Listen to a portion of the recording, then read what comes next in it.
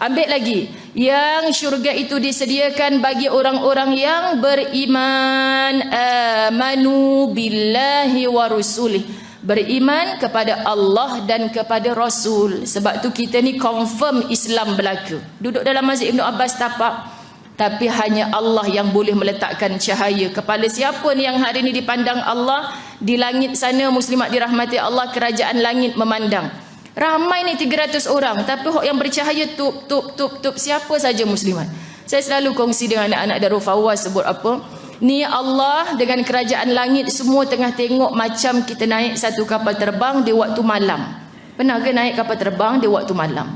Dah dekat nak landing tu kita pandang bawah muslimat. Anak kita tanya, ibu cantiknya tu macam bintang cahaya-cahaya. Macam itulah kerajaan langit memandang muslimat. Yang bercahaya dipandang dari atas, rumah yang di dalamnya penuh barakah. Rumah yang di dalamnya dibacakan Quran.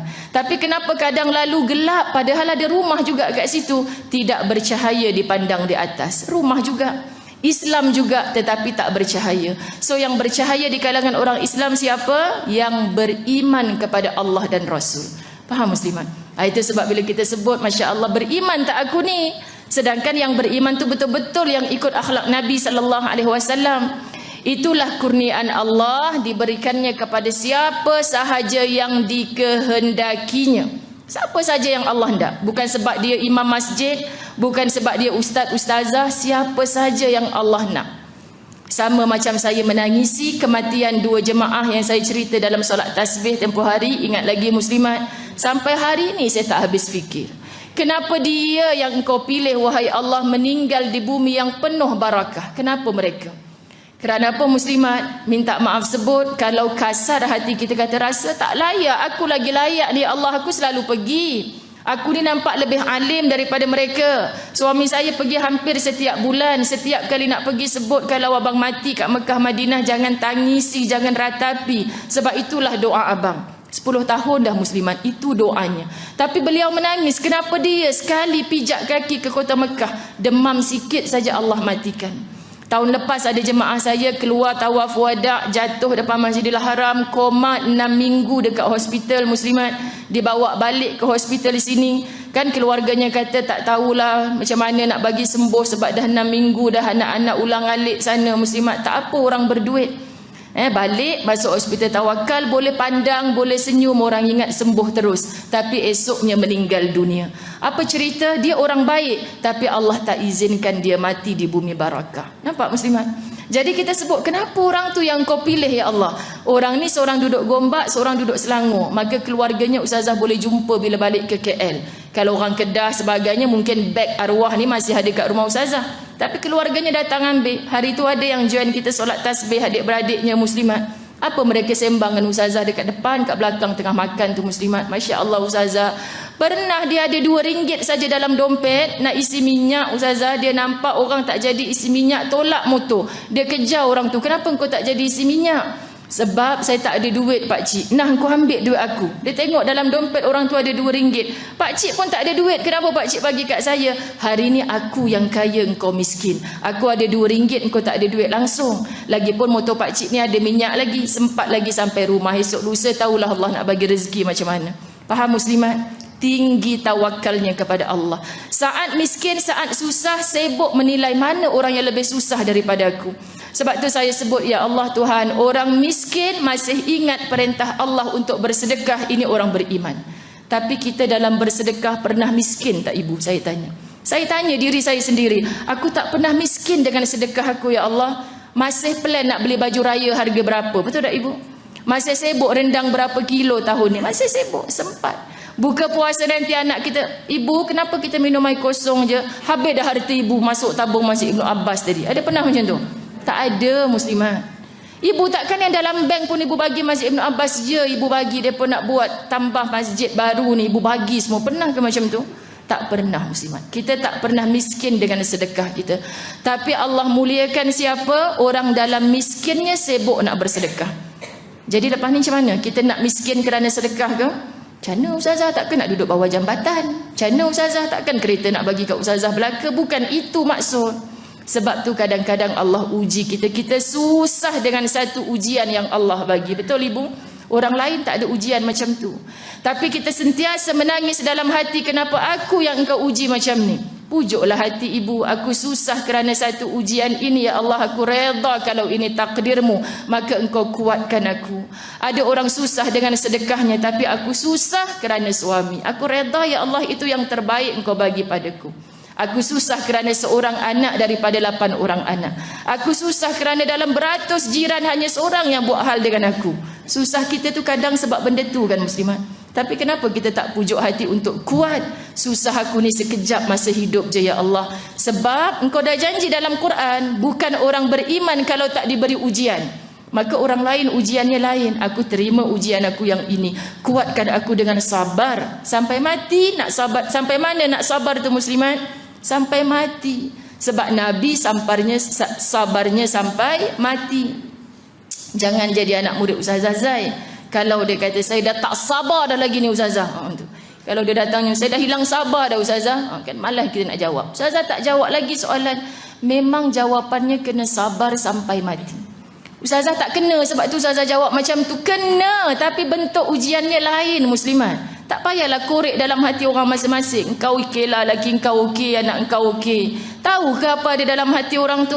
Sebab orang beriman dia tak bercerita-cerita dengan makhluk, dia hanya bercerita-cerita dengan Khalik. Faham muslimat? Baik, kita sambung lagi.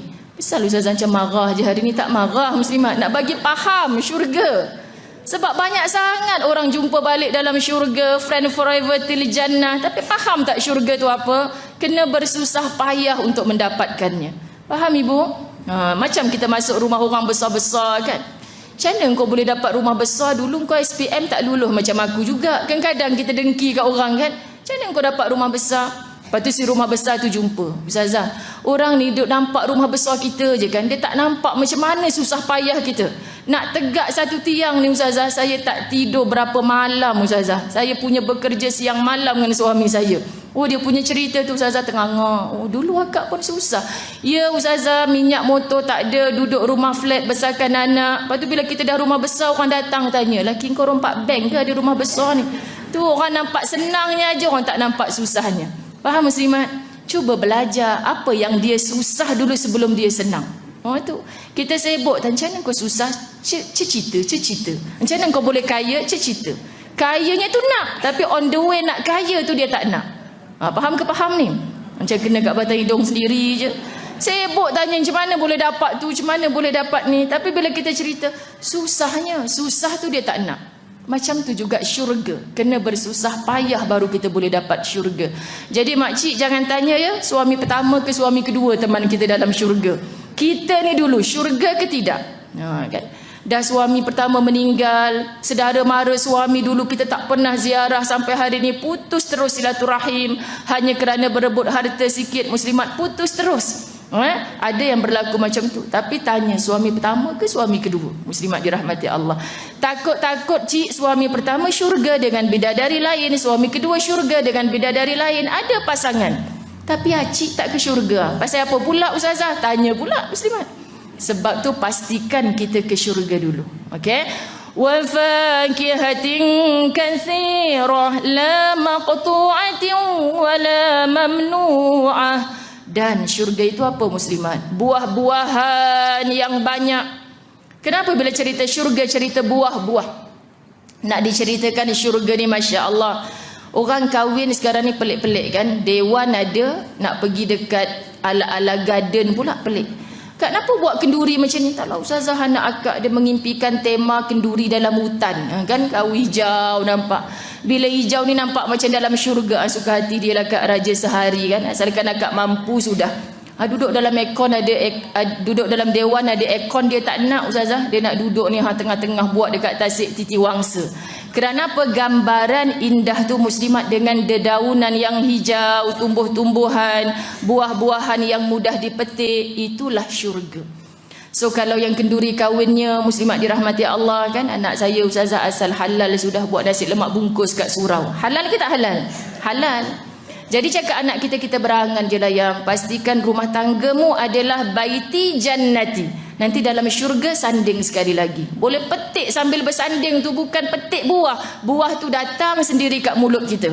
Ustazah Zai berangan ke muslimat? Quran cerita buah tu mendatangi kita. Kita terfikir apa je dia datang kat kita. Siap kupas, siap potong dah. Hari ni kat dunia, teringin apa pun pergi Giant dulu beli tu muslimat. Sampai rumah nak kena potong dulu. Nak makan pun kadang-kadang tercekik juga muslimat. Di syurga tak ada. Jadi bila kita faham sungguh syurga hari ni, Ustazah Zai lah pernah kan. Ustaz Abdul Samad ni kalau datang Malaysia, syarat dia nak kena ada musangking tu muslimat. Ustazah Zai nak bagi syarat macam tu jugalah. Masjid Ibnu Abbas kalau nak jemput Ustazah Zai kena ada musangking sebiji kat depan. Contoh kan. Sebab apa pernah lalu tengok, ya Allah bang, biar betul sekilo macam tu. Tak apalah kalau nak beli, jom kita beli. Tak bayar bang, kalau RM52 sekilo, abang bayangkan. Berapa kalau kita nak makan? Mana puas nak makan dengan satu mata je. Kita tahulah keteng kita dua-dua orang cakap dia. Tak payah kita telan air liur je lah. InsyaAllah nanti dalam syurga kita makan musangking banyak-banyak. Sebab apa muslimat dirahmati Allah? Sebab bila kita makan tu wujudkan rasa Tuhan. Kalau sekilo harga banyak ni, aku makan 2-3 mata macam ni. Bayangkan kalau orang yang lebih miskin dari aku lalu. Kesiannya. Itu sebab saya bersyukur dengan kehidupan muslimat. Kita nak jadi orang baik ni, tolong jangan duduk bersama tempat yang baik, yang selesa saja. Saya seronok buat program-program di Kemboja menyantuni orang-orang fakir miskin. Setiap kali nak order sedap-sedap tu, kadang-kadang jadi, apa tak makan? Abang teringat kan masa orang tu hari tu dia cerita 3 hari dia tak makan. Ya Allah kalau boleh campaklah ikan ni ke dia. Kan? Dia teringat. Jadi muslimat macam termenyesal order siakap 3 rasa seketul besar depan kita tu, macam termenyesal.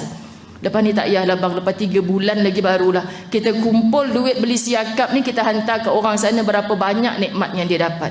Sebab tu kita kena turun, kita kena jumpa, kita kena rasa kehidupan mereka, barulah muslimat dirahmati Allah ada lahir satu rasa. Itu muslimat kalau kita mampulah. Tapi jangan mokcik-mokcik dah sakit lutut ikut ustazah pergi sana sini. Nak buat apa? Tolong mangsa banjir ustazah. Cik tak apa, biar mati kat tempat banjir, tak payah cik, bagi duitnya saja. Kan kalau mati dekat sana sakit tergelincir sebab dah tua-tua ni, anak marah dekat ustazah pula. Jadi ustazah sebut macam ni bagi orang yang masih gagah zahirnya. Boleh muslimat? Yang dah tak mampu ni ada cara lah untuk kita buat kebaikan masuk dalam syurga.